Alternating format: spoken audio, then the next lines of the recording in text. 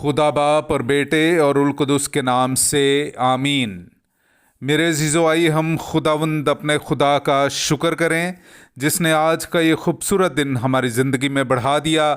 तो आइए अज़ीज़ो, हम आज के दिन का आगाज़ बाइबल मुक़द्दस में से पाकमा कलीसिया की चुनी हुई तलावतों से करते हैं। शरीयत मूसा के ज़रिए दी गई।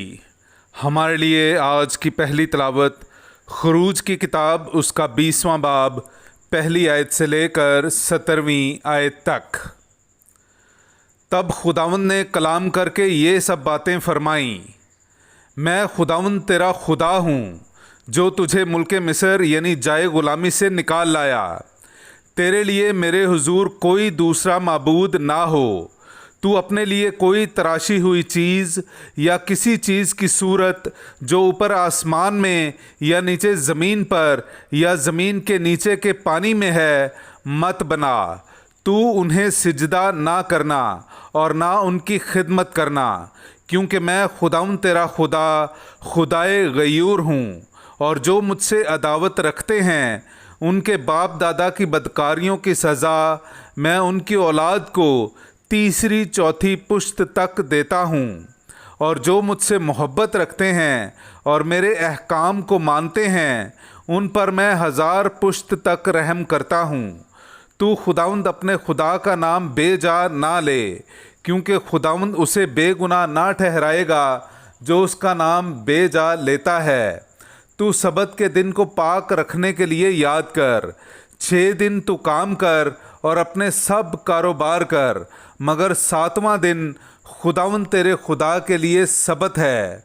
उसमें तू अपने लिए कुछ काम ना कर, ना तू, ना तेरा बेटा, ना तेरी बेटी, ना तेरा ग़ुलाम, ना तेरी लौंडी, ना तेरा चौपाया और ना तेरा मेहमान जो तेरे दरवाज़े के अंदर है। क्योंकि खुदावंद ने 6 दिन में आसमान और ज़मीन और समुंदर और सब कुछ जो उसमें है बनाया और 7वें दिन आराम किया।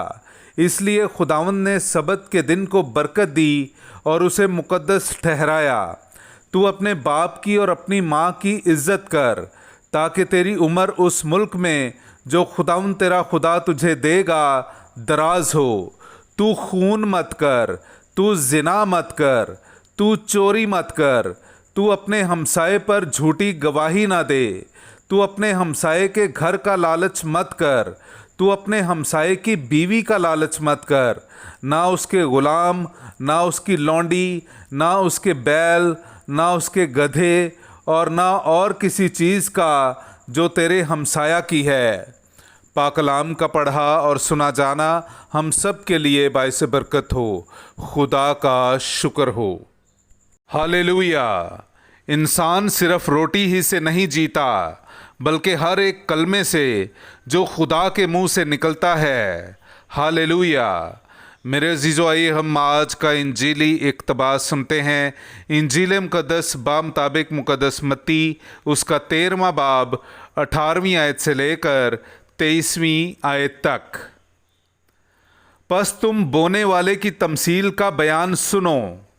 जब कोई बादशाही का कलाम सुनता है और समझता नहीं, तो शरीर आता और जो कुछ उसके दिल में बोया गया था ले जाता है। ये वो है जो राह के किनारे बोया गया था।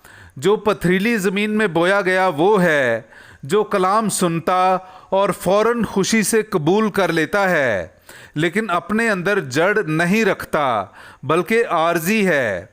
और जब कलाम के सबब से मुसीबत या जुल्म बरपा होता है तो वो फ़ौरन ठोकर खाता है। और जो खारदार झाड़ियों में बोया गया ये वो है जो कलाम को सुनता है, पर दुनिया की फ़िक्र और दौलत का फ़रेब कलाम को दबा देते हैं और वो बेफल रह जाता है। लेकिन जो अच्छी ज़मीन में बोया गया ये वो है जो कलाम को सुनता और समझता है और फल भी लाता है। कोई 100 गुना फल देता है, कोई 60 गुना, कोई 30 गुना। पाकलाम का पढ़ा और सुना जाना हम सब के लिए बाइस बरकत हो। खुदा का शुक्र हो।